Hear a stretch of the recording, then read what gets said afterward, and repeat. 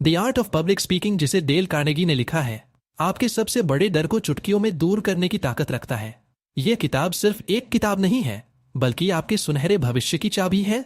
इसे आज ही पढ़े और लग जाए एक अच्छे स्पीकर बनने में, ताकि आप और ऊपर जा सकें। मार्क ट्वेन कहते हैं कि पब्लिक स्पीकिंग के डर को दूर करने का एकमात्र तरीका लोगों के सामने बोलना। अगर आपने कभी यह फील किया है कि भीड़ के सामने खड़े होने के विचार से ही आपका दिल तेजी से धड़कने लगा है और हथेलियों में पसीना आ रहा है, तो आप अकेले नहीं हैं। क्या आप जानते हैं कि पब्लिक स्पीकिंग दुनिया में सबसे कॉमन डर में से एक है? National institute of mental health की एक स्टडी के अनुसार लगभग 75% लोगों को पब्लिक स्पीकिंग से डर लगता है। क्या आप जानते हैं कि पब्लिक स्पीकिंग का डर, जिसे ग्लॉसोफोबिया भी कहा जाता है, स्टडीज से पता चला है कि लोग मरने से ज्यादा पब्लिक स्पीकिंग से डरते हैं। यह एक दिलचस्प बात है जो इस बात पर रोशनी डालती है कि यह डर हम पर कितनी गहराई तक इम्पैक्ट डाल सकता है। लेकिन क्या आप जानते हैं कि इससे भी ज्यादा मजेदार चीज क्या है? ऐसे लोगों की काउंटलेस कहानियां हैं जिन्होंने इस डर का डटकर सामना किया और जीते। कई फेमस और सक्सेसफुल लोग भी अपनी लाइफ में कभी ना कभी पब्लिक स्पीकिंग से डरते रहे हैं। एग्जाम्पल के लिए स्टीव जॉब्स, बिल गेट्स और ओपरा विनफ्री, सभी ने एक्सेप्ट किया कि सक्सेसफुल होने से पहले वे पब्लिक स्पीकिंग से डरते थे। परिचय दोस्तों, पब्लिक स्पीकिंग एक ऐसा शब्द है जिसे हम में से ज्यादा लोगों को बहुत डर लगता है। लोगों से कैसी बात करनी है, स्टेज पर जाके कॉन्फिडेंस से कैसी बात करें, सोशल मीडिया के लिए अच्छे से वीडियो कैसे रिकॉर्ड होगा, बिना कट वाली इंटरव्यू में कैसी बात करें, बॉस से अप्रेजल के लिए कैसे बात करें, शादी के लिए प्रपोज कैसे करना है। सभी चीजों के लिए पब्लिक स्पीकिंग में माहिर होना बहुत जरूरी है। उस इंसान को याद कीजिए जिसका बोलने का तरीका आपको बहुत पसंद है। उनकी पब्लिक स्पीकिंग कमाल की है और आप भी उसी इंसान की तरह लाखों लोगों से बात करना चाहते हैं, उन पर पॉजिटिव प्रभाव डालना। अगर आपके मन में भी यही सब कुछ चल रहा है तो ये समरी आपका जीवन बदल सकती है। आज हम the art of public speaking किताब के बारे में बात करने वाले हैं, जिसे best selling author Dale Carnegie ने लिखा है। इस किताब को अच्छे से समझने के लिए हमने इसको 12 चैप्टर्स में डिस्कस किया है। तो चलिए फिर एक एक करके सबको डिटेल में समझते हैं। चैप्टर 1, लोगों के सामने बोलना। पब्लिक स्पीकिंग एक ऐसा तरीका है जिसके जरिए आप अपने दिल की बात दूसरे लोगों से कह सकते हैं।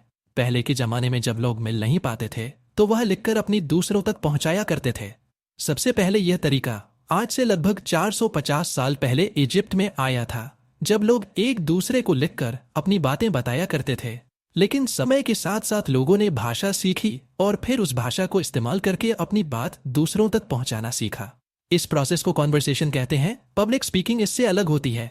जब आप किसी एक इंसान से बात करते हैं तो उसे कॉन्वर्सेशन कहते हैं। जब आप बहुत लोगों के सामने कोई बात कहते हैं तो उसे पब्लिक स्पीकिंग बोलते हैं। जब आप किसी के साथ कॉन्वर्सेशन में है तो जो आपके मन में जो है उसे बोल सकते हैं और प्लानिंग की कोई खास जरूरत नहीं पड़ती, और आप अपने डेली के आम बोलचाल वाले शब्दों का भी इस्तेमाल कर सकते हैं। पब्लिक स्पीकिंग में आपको पहले से प्लानिंग करनी होगी कि क्या बोलना है और कैसे बोलना है। यहाँ पर आम बोलचाल के शब्दों की जगह फॉर्मल लैंग्वेज का इस्तेमाल करना होता है। पब्लिक स्पीकिंग करते समय यहाँ पर कुछ बातें हैं जो हमें ध्यान रखनी चाहिए। अपनी ऑडियंस के आर्ग्यूमेंट और उनके फीडबैक को समझना होगा। हम ऐसा नहीं कर सकते कि अपनी बातें बताते जाए और ऑडियंस की एक भी न सुने।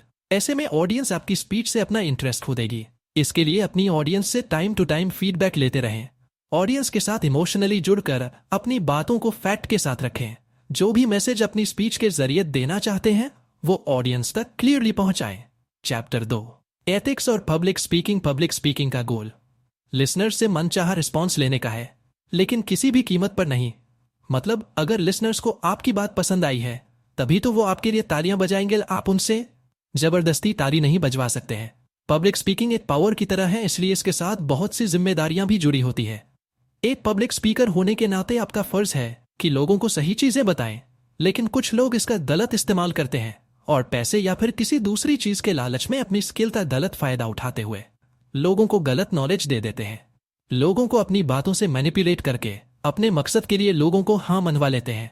पब्लिक स्पीकिंग का एथिक्स कहता है कि अगर आपको कोई चीज नहीं आती या आपको किसी सब्जेक्ट के बारे में कुछ खास जानकारी नहीं है तो दूसरे को न बताएं, और पहले खुद सीखें फिर दूसरों को बताएं, और झूठ कभी ना बोलें। चैप्टर 3, सुनना। जब आप पहली बार लिसनिंग शब्द सुनते हैं तो आपके मन में क्या आता है?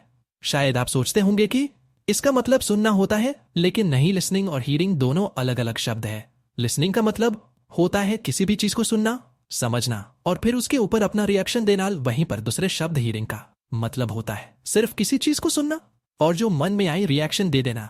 इन दोनों ही शब्द का मतलब अलग अलग होता है। जब आप किसी से बात कर रहे हैं, उनकी बातें सुन रहे हैं, तो आप उसे हीरिंग बोलेंगे, जहां पर आप अपनी बात बोल रहे हैं और सामने वाले की बात भी सुन रहे हैं।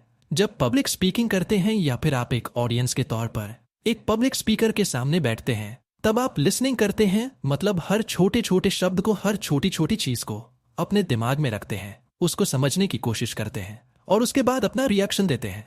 अच्छा स्पीकर बनने के लिए सबसे पहले अच्छे लिसनर बने। रिसर्च में पता चला है कि जो हम सुनते हैं उसका सिर्फ 50% ही याद रख पाते हैं। ऐसा इसलिए क्योंकि हम अक्सर सुनने से पहले अपनी बात रखना चाहते हैं, जिसकी वजह से हमारा दिमाग 2 दिशाओं में बंट जाता है और किसी भी एक चीज पर 100% ध्यान नहीं लगा पाते। इसलिए एक अच्छा पब्लिक स्पीकर बनने के लिए यह बहुत जरूरी है कि अपनी ऑडियंस की बात अच्छे से समझे। इसलिए जब कभी भी आपकी ऑडियंस आपसे कुछ बोले तो आपको बिल्कुल चुप हो जाना है, ताकि आप उनकी बात को अच्छी तरीके से समझ पाए, न कि सिर्फ अपनी बात बोलते रहे और उनकी बात भी ना समझ पाए। या फिर आप अगर एक ऑडियंस के रूप में जा रहे हैं तो अपने पब्लिक स्पीकर की बात को पहले सुने, उसके बाद अपनी बात कहें, ताकि आप दोनों ही एक दूसरे को अच्छे से समझ सके। चैप्टर 4, स्पीच देने का पहला तरीका। एक पब्लिक स्पीकर के लिए उसकी पहली स्पीच बहुत क्रिटिकल होती है। जब आप अपनी पहली स्पीच देने जा रहे हो तो ऑडियंस से एक पब्लिक स्पीकर बनने जा रहे हैं और आपको अभी बिल्कुल भी एक्सपीरियंस नहीं है। इसलिए यहाँ पर ऑथर ने कुछ तरीके बताए हैं, इन्हें आपको अपनी पहली स्पीच के लिए अपनाएं। ऑडियंस से बातचीत करना। अपनी ऑडियंस से बात करें, क्योंकि अगर आप जाते ही अपने टॉपिक के साथ शुरू हो जाएंगे तो किसी को भी मजा नहीं आएगा और कोई भी आपकी स्पीच में इंटरेस्ट नहीं लेगा। शुरुआत के 2 या 3 मिनट ऑडियंस से बात करने और उनसे उनके हाल चाल पूछने से और उनसे उनके यहाँ आने का पर्पस पूछने से उन्हें आपका बिहेवियर पसंद आएगा और वह आपके शब्दों को ध्यान से सुनना और समझना चाहेंगे। टॉपिक पर पूरा फोकस करें। धीरे धीरे लोगों को अपने टॉपिक के बारे में बताएं, लेकिन जितना जरूरी हो उतना ऑडियंस को बताएं। अगर आपका टॉपिक साइंस से जुड़ा है और आपने लोगों को डेली लाइफ के साइंस से कुछ ज्यादा ही डीप साइंस के बारे में बता दिया, तो लोग आपकी बातों में इंटरेस्ट नहीं लेंगे और उनका इंटरेस्ट उसी वक्त आपकी स्पीच में से खत्म हो जाएगा। लोगों को अपनी बातों से जोड़े रखें। अपनी बातों में आम बोलचाल के फॉर्मल शब्दों का इस्तेमाल करें, हैवी शब्दों का इस्तेमाल न करें, ताकि हर कोई उसे समझ पाए और ऑडियंस आपके साथ जुड़ी रहे। अपनी स्पीच को ऑर्गेनाइज करें। अपनी स्पीच को पूरी तरह प्लान करके बोलें। प्लानिंग करना इसलिए जरूरी है ताकि इस बारे में क्लियर रहें कि कौन सी बात पहले बोलने से ऑडियंस पर अच्छा इंपैक्ट पड़ेगा और कौन सी बात में। सबसे पहले इंट्रोडक्शन से शुरू करें, उसके बाद धीरे धीरे अपने टॉपिक की मेन बॉडी पर जाएं। मेन बॉडी में अपने टॉपिक के हर जरूरी हिस्से को कवर करने की कोशिश करें और उसके बाद आपको आखिरी में कंक्लूड करते समय अपने टॉपिक के एडवांटेजेस और डिसएडवांटेजेस बताते हुए उसको पूरा करें। इस तरीके से आपकी स्पीच पूरी तरह ऑर्गेनाइज रहेगी और लोगों को सुनने में भी मजा आएगा। चैप्टर 5, टॉपिक का चयन करना। अपनी स्पीच के लिए कोई भी टॉपिक सिलेक्ट करते समय ध्यान रखें, या तो वो टॉपिक आपको अच्छे से आना चाहिए या तो वह टॉपिक सभी के लिए नया होना चाहिए। जैसे अगर आपको इलेक्ट्रिक गाड़ियों के बारे में बहुत अच्छे से पता है, उनको बनाने से लेकर मार्केट में उतारने खरीदने तक सब कुछ मालूम है, तो आप पब्लिक को उसके बारे में बहुत अच्छे से बता सकते हैं। या फिर जैसे क्रिप्टो करेंसी टॉपिक कई लोगों के लिए नया है और सभी इस टॉपिक के बारे में जानना चाहते हैं, तो इसके बारे में डिटेल्स निकालें, समझें और पब्लिक को बताएं। इससे वो सुनना चाहेंगे, क्योंकि यह बहुत नया टॉपिक है और उसको हर कोई जानना चाहता है। अगर आप किसी टॉपिक के बारे में बहुत ज्यादा नहीं जानते हैं, ऑडियंस थोड़ी एक्सपीरियंस्ड है, तो आप सिर्फ उसका ओवरव्यू ही कवर करें। इससे बैलेंस बना रहेगा। चैप्टर 6, ऑडियंस को एनालाइज करें। स्पीच देने से पहले आपको यह समझना होगा कि आपकी ऑडियंस कौन है और वो क्या चाहती है। अगर आपके ऑडियंस में ऐसे लोग बैठे हैं जो मैरिड लाइफ से खुश नहीं है और खुशहाल मैरिड लाइफ को एंजॉय करना चाहते हैं, तो ऐसा होने के रीजंस, इसका इन्फ्लुएंस और इसे ठीक करने के तरीके पर बात करने से वो आपके साथ कनेक्टेड फील करेंगे। हो सके हो इससे जुड़ा अपना कोई पर्सनल एक्सपीरियंस भी उनके साथ शेयर करें। अपनी ऑडियंस का इंटरेस्ट पता करने के लिए सबसे पहले उनसे बात करें। उनसे पूछें कि वो कहाँ से है, यहाँ आने का पर्पस क्या है। इस तरह थोड़ी बातें करने से आपको पता लग जाएगा कि वो कैसी मेंटेलिटी रखते हैं और सच में क्या सुनना चाहते हैं। चैप्टर 7, अपने आइडियाज और स्पीच को सपोर्ट करें। आपने अपनी स्पीच तैयार करने के साथ ही अपनी स्पीच के साथ कुछ सपोर्टिंग चीजों का इस्तेमाल करने से ट्रस्ट बनता है और लोग अच्छे से बातों का मतलब समझ पाते हैं। सपोर्टिंग मटेरियल का मतलब हर वो चीज जो स्पीच और भी ज्यादा अच्छा बनाए। जैसे मान लीजिए आपका टॉपिक इलेक्ट्रिक गाड़ियां है। अब वैसे तो इसके बारे में बहुत लोगों को पता होगा, लेकिन अगर आप इलेक्ट्रिक गाड़ी की कोई तस्वीर ले जाएं या फिर अपने लैपटॉप में इससे जुड़ा कोई प्रेजेंटेशन बनाकर ले जाएं ताकि लोग इसको और अच्छे से समझ सके, तो आपकी स्पीच में और भी ज्यादा स्पीच लेंगे और चीजें अच्छे से समझ आएंगी। इसी के साथ स्पीच के दौरान अपनी ऑडियंस से कुछ सवाल पूछते रहें, उनका जवाब दें या फिर ऑडियंस में से ही किसी को जवाब देने के लिए कहें। फिजिकल एग्जाम्पल्स का इस्तेमाल करें। अब आप अपनी ऑडियंस से बात करके पता लगाएं कि रिस्पॉन्स कैसा है, क्या वो स्पीच के प्रति पॉजिटिव अप्रोच रख रहे हैं या फिर नेगेटिव अप्रोच। अगर उनका रिस्पॉन्स अच्छा है तो उनमें से कुछ लोगों को स्टेज पर बुलाकर मजाकिया तरीके से अपनी स्पीच से रिलेटेड कोई छोटा सा टास्क करने को कहें। इससे ऑडियंस को अच्छा फील होता है और स्पीकर की बातों से वो अच्छी तरह रिलेट कर पाते हैं। कोई स्टोरी या इंसिडेंट बताएं।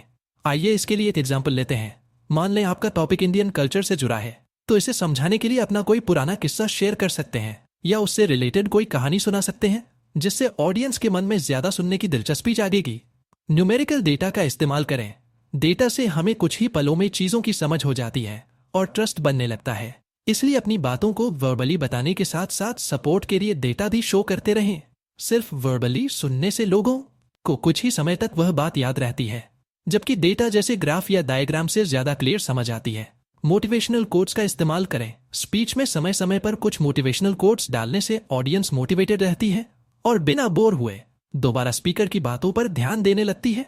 चैप्टर 8, स्पीच की बॉडी को ऑर्गेनाइज करें। इस पॉइंट में आप जानेंगे कि कैसे अपनी स्पीच को अच्छे से ऑर्गेनाइज कर सकते हैं ताकि लोगों को स्टार्टिंग से लेकर एंडिंग तक अपनी बात समझा सके। अगर आप कभी भी कोई भी बात अपनी स्पीच में बोल देंगे तो कोई भी आपकी बात को नहीं समझ पाएगा। इसलिए अपनी स्पीच को ऑर्गेनाइज करना बहुत जरूरी है। अब यहाँ पर कुछ पॉइंट्स हैं जिनके जरिए आप अपनी स्पीच को ऑर्गेनाइज कर सकते हैं। हल्की बातचीत और परिचय के साथ शुरू करें। अपनी स्पीच को स्टार्ट करते समय सबसे पहले अपनी ऑडियंस से बात करें और पता लगाएं कि वो कैसा फील कर रहे हैं और वह इस स्पीच के टॉपिक को लेकर कैसा सोचते हैं। उसके बाद अपने टॉपिक का सबसे छोटा पार्ट और जो सबसे पहले आना चाहिए उसको थोड़ा थोड़ा बताना शुरू करें। बताते समय हमें ऑडियंस से भी कुछ सवाल पूछना है ताकि शुरुआत से ही उनके अंदर टॉपिक को लेकर दिलचस्पी आ जाए। ध्यान रखें कि शुरुआत में ही बहुत ज्यादा गहराई में ना जाए, सिर्फ थोड़ी थोड़ी बातें करें और ऑडियंस से इंटरेक्ट करके कनेक्शन बनाएं। स्पेशल ऑर्डर को फॉलो करें। अपनी स्पीच में छोटा सा परिचय देने के बाद अब अपनी स्पीच के मेन बॉडी पर आना है, जहां पर अपने टॉपिक के बारे में गहराई तक जाना है। इसके लिए स्पेशल ऑर्डर तरीके को फॉलो करें। इस ऑर्डर का मतलब है एक सीक्वेंस को फॉलो करते हुए फैक्ट्स को बताएं। उदाहरण के लिए आप किसी चीज की अच्छाई करते हुए आ रहे हैं तो आगे भी उसकी अच्छाई के बारे में ही बात करें, फिर उसकी कमियों के बारे में और उसके बाद उन कमियों को ठीक करने के तरीके के बारे में। मुख्य पॉइंट्स को अलग रखें। स्पीच में जितने भी जरूरी पॉइंट्स हों और जिनके बेस पर पूरी स्पीच तैयार होगी उनको अलग रखना है और अपने एग्जाम्पल्स को अलग रखना है।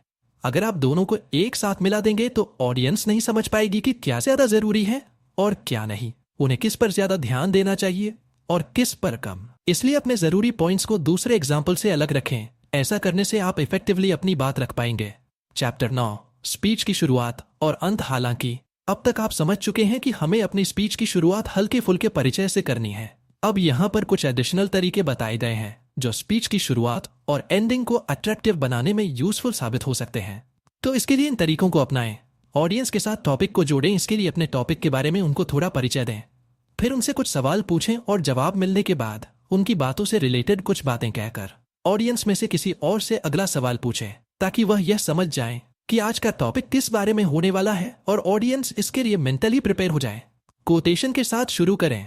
परिचय के बाद सबसे पहले किसी फेमस लाइन या फेमस कोटेशन के साथ अपनी बात को शुरू करना है, जिससे लोग मोटिवेटेड फील करें और स्पीच में दिलचस्पी लेने लगे। स्टोरी बताएं। बचपन से ही हमें कहानी सुनना पसंद है। स्टोरी से सीखी गई बात डायरेक्ट हमारे सबकॉन्शियस माइंड में चली जाती है। इसलिए परिचय देने के बाद और एक मोटिवेटेड लाइन कहने के बाद अब ऑडियंस को स्पीच से रिलेटेड कोई इंसिडेंट या कहानी सुनाएं। ऑडियो इक्विपमेंट या विजुअल एड्स का इस्तेमाल करें। अब अपनी ऑडियंस को कहानी सुनाने के बाद अब हम अपनी स्पीच की मेन बॉडी पर आ चुके हैं, जहां अपनी स्पीच के बारे में बता रहे हैं। इस दौरान अपनी बातों को सिर्फ बोलकर समझाने की बजाय उससे जुड़े फोटोज या वीडियोस दिखाएं। अपनी स्पीच को समराइज करें। अब आप अपनी आधे से ज्यादा स्पीच को खत्म कर चुके हैं और अब आपको एंडिंग की तरफ बढ़ना है। इसलिए अब आप अपनी स्पीच को धीरे धीरे कम करना शुरू करें और ऑडियंस से और ज्यादा सवाल पूछना शुरू करें ताकि उनको समझ आ जाए कि आप स्पीच खत्म होने वाली है और उसी हिसाब से आपको जवाब भी दे पाए। ऐसा करने से आप अपने स्पीच के एंड को भी एंजॉयबल बना सकते हैं। कोटेशन और गुड लक के साथ खत्म करें। आप अपनी स्पीच को खत्म करने के बाद आपको शुरुआत की तरह दोबारा एक मोटिवेटेड कोटेशन देना है, ताकि लोग जाते समय भी मोटिवेटेड फील करें और उनको गुड लक विश करें, ताकि वह आपके लिए अपने मन में एक अच्छी इमेज लेकर जाए और अगली बार दोबारा आपकी स्पीच में आने के लिए तैयार रहे। Chapter 10 speech outlining. अभी तक हमने देखा कि ऑडियंस के सामने स्पीच को कैसे बोलेंगे। अब आप जानने वाले हैं जब आप अपने लिए स्पीच लिख रहे हो तो किन किन बातों का ध्यान रखना है और हम स्पीच कैसे लिख सकते हैं ताकि उसमें कोई गलती ना हो और वह एक एक्साइटिंग स्पीच बन पाए। एक अच्छी स्पीच लिखने के लिए यहाँ पर कुछ पॉइंट्स दिए गए हैं। तैयारी का आउटलाइन। जब कोई स्पीकर स्टेज पर जाकर बोलते हैं तो वह सिर्फ एक पेपर पर ऐसे ही नहीं लिखी होती, उसके बारे में सब लिखा होता है कि कब कौन सी लाइन बोलनी है, क्या परिचय है, क्या मेन बॉडी है और क्या एंडिंग है, कब किस चीज का एग्जाम्पल देना है, कब ऑडियंस से कौन सा सवाल पूछना है और कहां पर दोबारा बोलना है। इसी प्रोसेस को हम प्रिपरेशन आउटलाइन बोलते हैं। अब देखते हैं कि आप आउटलाइन प्रिपरेशन कैसे कर सकते हैं। अपनी स्पीच के स्पेसिफिक पर्पस के बारे में क्लियर रहें। इसके लिए आपको यह ध्यान रखना है कि अपनी स्पीच के सबसे जरूरी पॉइंट्स यानी मेन बॉडी में क्या देना है, या फिर इसको एक और तरीके से समझ सकते हैं कि हमें अपने स्पीच का टाइटल क्या रखना है। हमारी स्पीच किस चीज पर होने वाली है हमें वह लिखना है। जैसे अगर स्पीच किसी देश के ऊपर है तो सबसे पहले उस देश का नाम लिखना है और ऑनलाइन या जितने भी रिसोर्सेज आपके पास है वह सब कुछ निकालना है। यह हमारे पहले स्टेप का हिस्सा है जहां पर हमें यह डिसाइड करना है कि स्पीच का क्या टाइटल होगा और स्पीच इस टॉपिक पर होगी।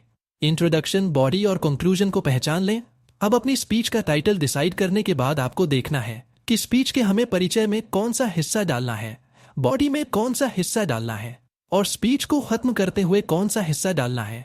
क्योंकि अगर यह अच्छे से डिसाइड नहीं करेंगे कि हमें कब क्या बोलना है तो हमारी पूरी स्पीच आगे पीछे हो सकती है और ऑडियंस को कुछ भी समझ नहीं आएगा। ऑडियंस के बीच में दिलचस्पी बनाकर रखने के लिए हर चीज को एक सही समय पर बोलना होगा ताकि वह उसे समझ सके।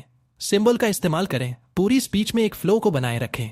ऐसा ना हो कि आप पहले कुछ और बोल रहे हैं और बाद में कुछ और बोलने लग जाए, जिसकी वजह से हमारी बात हमसे ही गलत हो जा और ऑडियंस दिलचस्पी छोड़ दे। इसके लिए आपको ध्यान रखना है कि अगर किसी चीज की अच्छाई बताते हुए आ रहे हैं तो अभी भी हमें उसकी अच्छाई ही बतानी है। अगर उसके बारे में कुछ गलत है तो पहले अच्छाई वादा पूरा करना है, उसके बाद हमें उसके बारे में कुछ गलत बोले ताकि ऑडियंस को समझ पाए कि पहले अच्छाई थी और अभी गलत। दोनों को एक में ही मिला देने से उनको बिल्कुल भी समझ नहीं आएगा कि आप क्या कहना चाह रहे हैं और वह दिलचस्पी लेना छोड़ देंगे। चैप्टर 11 भाषा का स्मार्टली इस्तेमाल करें। आप स्पीच में जो लैंग्वेज इस्तेमाल करें वह क्लियर और ऑडियंस से कनेक्टेड होनी चाहिए। भाषा का यहाँ पर मतलब है आप किस टोन में बात कर रहे हैं। ध्यान रखें कहीं आपकी बात सामने वाले को गलत तो नहीं लग जा रही, या फिर आप जो चीज कहना चाह रहे हैं वहां लिखा तो सही है लेकिन अच्छे से बोल नहीं पा रहे। अपनी पूरी स्पीच के दौरान बहुत ही आराम से बोले। अब आराम से बोलने का मतलब धीरे बोलना नहीं है। हो सकता है टॉपिक में कोई ऐसी चीज है जो आपको पसंद ना हो पर आप उसके खिलाफ बोलते नेगेटिव बोल सकते हैं, जिसकी वजह से कुछ लोग आपसे नाराज हो सकते हैं। इसलिए आपको वही बोलना है जो आपने लिखा है या फिर जो फैक्ट है। रियलिस्टिक बातों से अगर कि किसी को हर्ट हो सकता है तो अपनी बातें इस तरह रखें ताकि ऑडियंस को बुरा भी न लगे और बात का मतलब भी समझ जाए।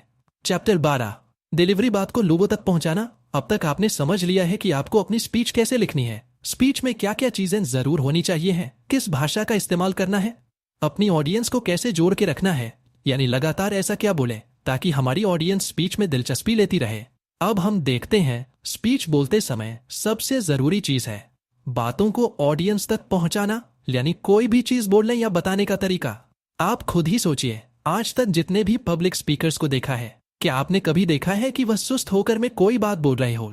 वह जो भी बोलते हैं जोश और पूरे होश में बोलते हैं। इससे उनकी बातों का इन्फ्लुएंस और विश्वास बढ़ने लगता है। अपनी बातों को पहुंचाने के लिए इन तरीकों को अपनाएं। आपका वेशभूषा, पर्सनल अपीयरेंस, यानी कोई भी इंसान किस तरीके से आपके सामने आता है। आप सोच कर देखिए, अगर आप स्पीच के लिए सिर्फ शॉर्ट्स और टी शर्ट पहन के स्टेज पर जा रहे हैं तो क्या सामने वाला इंसान आपको सीरियस लेगा या फिर वह आपकी बात पर विश्वास करेगा? नहीं, क्योंकि आप उसके सामने उस तरीके से अपीयर नहीं हुए जिस तरीके से वह चाहता था। यानी जब कभी भी एक पब्लिक स्पीकर के बारे में सोचते हैं तो सूट बूट पहना एक सज्जन इंसान हमारे दिमाग में आता है। तो आप भी हमेशा वही सज्जन इंसान बनकर अपनी स्पीच के लिए जाएं, या एटलीस्ट फॉर्मल कपड़े पहने इशारे। स्पीच के दौरान स्पीकर के हाथ और कंधों की मूवमेंट सूट पहनकर तैयार तो होने से पहली चीज सही हो गई है। अब दूसरी स्किल पर ध्यान देने के लिए अपने बॉडी पोस्चर और हाथों के एक्शन का ख्याल रखें। स्पीच के हिसाब से अपने बॉडी मूवमेंट को बदलते रहें। जैसे सिर्फ एक चेयर पर बैठकर मोटिवेशनल स्पीच देने की बजाय मोटिवेशनल स्पीच को खड़े होकर, लोगों के साथ मिलकर, अपने पूरे हाथ खोलकर, उनसे कुछ सवाल पूछकर, उसके कुछ जवाब देकर अपनी स्पीच बोलेंगे तो ऑडियंस को दिलचस्पी आएगी। वे आपकी बात समझ पाएंगे और विश्वास कर पाएंगे। आंखों में देखना तीसरी सबसे ज्यादा जरूरी चीज है। आंखों का कनेक्शन। आप स्पीच देते समय कहां देख रहे हैं, यह आपके ऑडियंस पर इफेक्ट डालने में इंपॉर्टेंट रोल अदा करता है। ध्यान दें, कहीं किसी दीवार, पंखे या किसी दूसरे पब्लिक स्पीकर को तो नहीं देख रहे हैं। अगर ऐसा देख रहे हैं तो यह नर्वसनेस को शो करता है। यह दिखाता है कि आपके अंदर कॉन्फिडेंस की कमी है। इससे ऑडियंस आपकी बात पर विश्वास नहीं कर पाएगी और आपकी स्पीच में दिलचस्पी नहीं लेंगे। इसलिए हमेशा स्पीच देते समय अपनी ऑडियंस की आंखों में देखें। इससे कॉन्फिडेंस शो होता है, जो ऑडियंस के बीच हमारे विश्वास और दिलचस्पी को बढ़ाता है। निष्कर्ष तो दोस्तों, इस समरी में आपने पब्लिक स्पीकिंग की आर्ट को सीखा, जिससे कॉन्फिडेंटली अपनी बात दूसरों तक पहुंचा सकते हैं। आइए अब सीखे हुए लेसन्स को एक बार दोहरा लेते हैं, ताकि इन लेसन्स को याद रखना आसान हो जाए। अपनी ऑडियंस के इंटरेस्ट को ध्यान में रखते हुए स्पीच तैयार करने और इसके लिए अपनी ऑडियंस से टाइम टू टाइम फीडबैक लेते रहें। एक पब्लिक स्पीकर होने के नाते आपका फर्ज है कि लोगों को सही चीजें बताएं। अच्छा स्पीकर बनने के लिए सबसे पहले अच्छे लिसनर बने। लोगों को अपनी बातों से जोड़े रखें।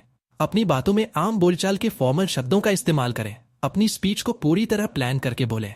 प्लानिंग करना इसलिए जरूरी है ताकि इस बारे में क्लियर रहें कि कौन सी बात पहले बोलने से ऑडियंस पर अच्छा इंपैक्ट पड़ेगा और कौन सी बाद में। अपनी स्पीच के लिए कोई भी टॉपिक सिलेक्ट करते समय ध्यान रखें, या तो वो टॉपिक आपको अच्छे से आना चाहिए या तो वह टॉपिक सभी के लिए नया होना चाहिए। आपने अपनी स्पीच तैयार करने के साथ ही अपनी स्पीच के साथ कुछ सपोर्टिंग चीजों का इस्तेमाल करने से ट्रस्ट बनता है और लोग अच्छे से बातों का मतलब समझ पाते हैं। इसलिए एग्जाम्पल्स, स्टोरी, डेटा या मोटिवेशनल कोट के जरिए अपनी स्पीच को सपोर्ट करते रहें। हल्की बातचीत और परिचय के साथ शुरू करें। ऑडियंस के साथ टॉपिक को जोड़ें। परिचय के बाद सबसे पहले किसी फेमस लाइन या फेमस कोटेशन के साथ अपनी बात को शुरू करना है, जिससे लोग मोटिवेटेड फील करें और स्पीच में दिलचस्पी लेने लगे। अपनी स्पीच के स्पेसिफिक पर्पस के बारे में क्लियर रहे। इंट्रोडक्शन, बॉडी और कंक्लूजन को लेबल दें, ताकि ऑडियंस को यह क्लियर रहे कि कब इंट्रोडक्शन बताया जा रहा है, कब मेन बात और कब एंडिंग हो रही है। अपनी बातों को अच्छी तरह समझाने के लिए सिंबल का इस्तेमाल करें। अपनी बातों को पहुंचाने को बेहतर बनाने के लिए फिजिकल अपीयरेंस, इशारों का ख्याल रखें और ऑडियंस से आई कांटेक्ट बनाकर बात करें। डेल कार्नेगी द्वारा लिखित the art of public speaking प्रभावी कम्युनिकेशन पर एक टाइमलेस कृति, मास्टरपीस है। वर्षों के अनुभव से ली गई कार्नेगी की इनसाइट्स महत्वाकांक्षी ओरेटर्स के लिए अमूल्य मार्गदर्शन प्रदान करती है। किताब में आत्मविश्वास निर्माण, ऑडियंस की सहभागिता और पर्सुएसिव तकनीकों जैसे विषयों को शामिल किया गया है, जिससे इसे अपने पब्लिक में बोलने की स्किल में सुधार करने के इच्छुक किसी भी व्यक्ति के लिए अवश्य पढ़ना चाहिए। किताब आत्म आश्वासन और एलोक्वेंस को बढ़ावा देने, तैयारी, अभ्यास और सहानुभूति के महत्व पर जोर देती है। किताब के प्रिंसिपल्स आज की प्रेजेंटेशंस और भाषणों की दुनिया में प्रासंगिक, रेलेवेंट बने हुए हैं। संक्षिप्त शब्दों में इसे पब्लिक स्पीकिंग की कला में महारत हासिल करने वालों के लिए एक आवश्यक रिसोर्स के रूप में डिस्क्राइब किया जा सकता है। धन्यवाद।